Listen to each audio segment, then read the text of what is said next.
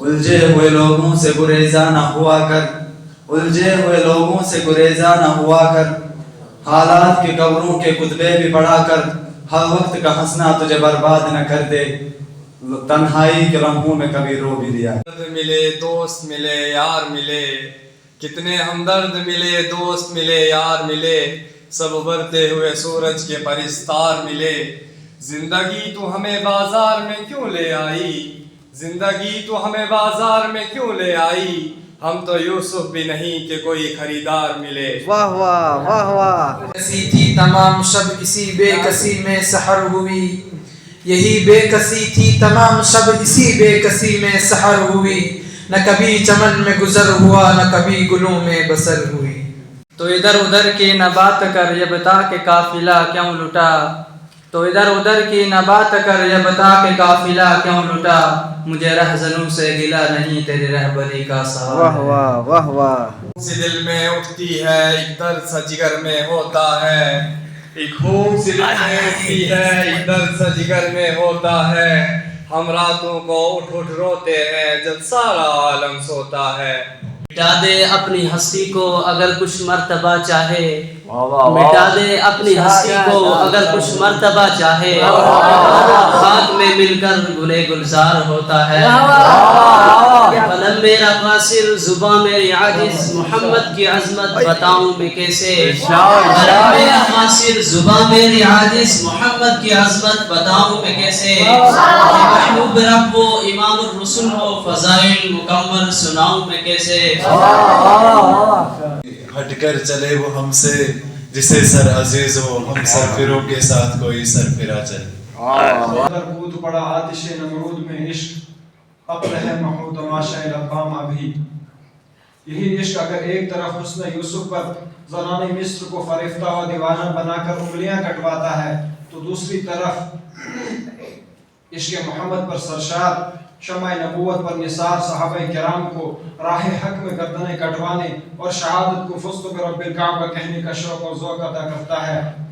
حسن یوسف پہ کٹی مصر میں انشد زنا، سر کٹاتے ہیں تیرے نام پہ مردان عرب۔ سامعین کرام، یہی عشق انسان کو عزم و حوصلہ دیتا ہے، یہی عشق انسان کو جذب و کیفیت دیتا ہے، یہی عشق انسان کو فرحت، یہی عشق انسان کو بادیہ پیمائی پر آمادہ کرتا ہے، یہی عشق انسان کو کوہ کنی اور تیشہ آزمائی کی جرأت بخشتا ہے۔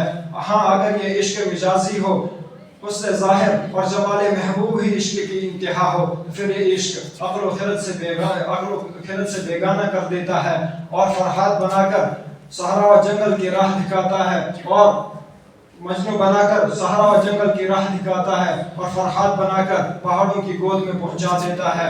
پھر انسان نہ دنیا کا رہتا ہے اور نہ آخرت کا، بقول غالب عشق نے غالب نکما کر دیا، ورنہ ہم بھی آدمی تھے کام کے۔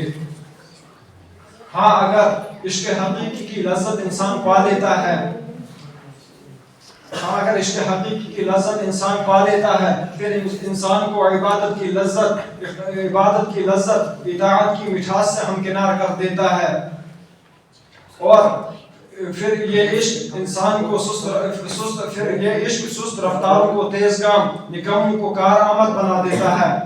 پھر بڑے شوق سے انسان کہہ جاتا ہو، اللہ کے رسول صلی اللہ علیہ وسلم ہمیں یہ حکم سنا رہے ہیں کہ مجھے میرے رب نے اعراضی گناہ کو مٹانے اور توڑنے پھوڑنے کا حکم دیا ہے۔ امرنی ربی اجمل بنائی۔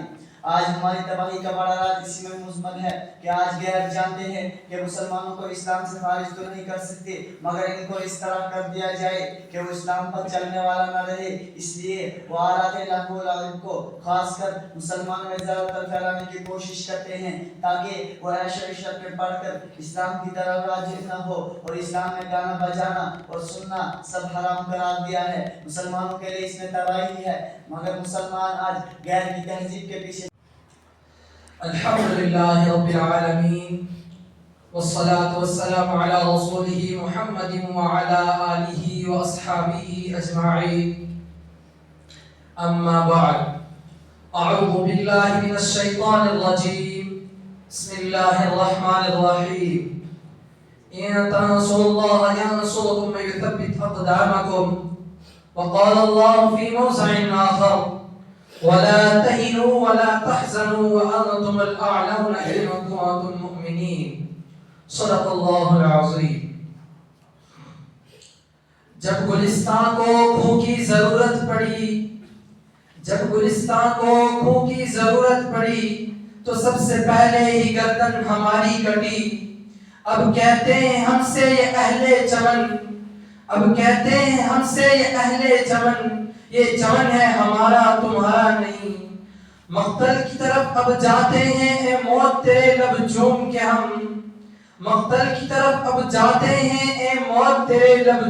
ہم لے جام شہادت پیتے ہیں ساقی کے ادا پہ جھوم کے ہم شمع یقین کے پروانے شعلوں سے محبت کرتے ہیں. اے زیست ہماری راہوں سے ہٹ ہم موت کی عزت کرتے ہیں. برادران اسلام اور قابل قدر شخصیات، آج میں آپ حضرات کے سامنے ہندوستان کے مسلمانوں پر ہونے والے سیاسی ظلم و ستم اور دین اسلام کو جڑ سے ختم کرنے کی نہایت ہی گھناؤنی اور ناپاک سازش و کوشش کے موضوع پر کچھ عرض کرنا چاہتا ہوں. امید ہے کہ بغور سماعت فرمائیں گے. وہ ہندوستان جس کی حریت کے باغ کو مسلمانوں نے اپنے خون جگر سے سینچا تھا، وہ ہندوستان جس کی آزادی کے خاطر بحر ناآشنائے ساحل میں کود پڑے تھے اور موجوں سے کھیلتے ہوئے مجدار تک جا پہنچے تھے. بے پناہ قربانیوں کے ذریعے اس کو پروان چڑھایا تھا. آج اسی ہندوستان میں مسلمانوں کو طرح طرح کی اذیتیں اور تکلیفیں پہنچائی جا رہی ہیں. مسلمانوں کے قلوب سے اسلام کی محبت کو ختم کرنے کی نہایت ہی گھناؤنی اور ناپاک سازشیں ہو رہی ہیں. اس میں شک و شبہ نہیں کہ دنیا میں حق و باطل کا تصادم روز ازلی سے جاری ہے. ظالم و جابر، طاقتوروں و کمزوروں کی کہانیاں بہت قدیم ہیں. خرمن انسانیت پر کئی بار بجلیاں گری ہیں. باغ آدم میں کئی بار آندیاں آئی ہیں. وحشت و بربریت نے بارہا انسانیت کا منہ نوچا ہے اور حیوانیت کا ننگا ناچ کیا ہے. برادران ملت، اس میں شک و شبہ نہیں کہ ہم پر مصائب کے پہاڑ ٹوٹ رہے ہیں. ہم مظلوموں و بے قصوروں کو ان فرقہ پرستوں نے ظلم و ستم کا نشانہ بنایا ہے. ہماری ماؤں بہنوں کی عزت و آبرو لوٹی جا رہی ہے. یوں تو ہندوستان میں کسی بھی دور میں مسلمانوں کا حامی کوئی نہ تھا، لیکن جب سے ان فرقہ پرستوں نے ہندوستان میں جنم لیا ہے اس وقت سے مسلمانوں کی رہی صحیح سکون و چین چھن گیا. کیونکہ ان فرقہ پرستوں نے ہمیں وقت مذہب اسلام کو مٹانے کے لیے نہ جانے کیسی کیسی رچنا رچی ہے. غور تو کریں، کبھی وندے ماترم جیسی ناپاک چیز کو نافذ کرنے کا حکم ہوتا ہے جس کی وجہ سے نیند حرام ہو جاتی ہے. آج بھی بہت سارے اسکولوں میں یہ گیت گائے جاتے ہیں جس گیت میں سراسر کفر بھرا ہوا ہے، جس گیت کو ایک بار پڑھنے سے انسان خارج اسلام ہو جاتا ہے، جس گیت کو ایک بار پڑھنے سے مسلمان نہیں رہتا. آج وہی گیت ہندوستان کے مدارس و مکاتب میں بچوں کو پڑھنے کے لیے مجبور کیا جا رہا ہے اور ہندوستان کے مدارس و مکاتب کو دہشت گردی کا اڈا قرار دیا جا رہا ہے اور یہ الزام لگایا جا رہا ہے کہ جتنے بھی فسادات ہو رہے ہیں ان سب کے پیشوا اور لیڈر یہ ملا ہے. اس سے پہلے ان کو ختم کر دیا جائے. اس کی آسان صورت یہ نکالی گئی کہ ہم مسلمان کسی بھی مدارس و مکاتب کو ختم کر دیا جائے کہ اب کسی مسلمان کسی بھی مدارس و مکاتب کو بنا نہیں سکتے. اسی وجہ سے ہماری عبادت گاہوں پر پابندیاں لگا دی جا رہی ہیں. لیکن شاید ان کو معلوم نہیں کہ مسلمانوں کی جب تک سانس چلتی رہے گی اس وقت تک دین اسلام پر اور مدارس و مکاتب پر کسی طرح کی آنچ نہ آنے دیں گے. ہم تمہاری دھمکیوں سے خوف کھا سکتے نہیں، ظلم کے آگے ہم اپنا سر جھکا سکتے نہیں. اور ہے یہی تاریخ اپنی، ہے یہی اپنا فلسفہ، ہم زمانے میں دبانے سے ابھرتے ہیں صدا. عزیزان گرامی، اگر وطن ہماری جان مانگے گا تو جان دیں گے، اگر وطن ہمارا مال مانگے گا تو مال. سرور کائنات خاتم النبی دین محمد صلی اللہ علیہ وسلم کو بھیجا.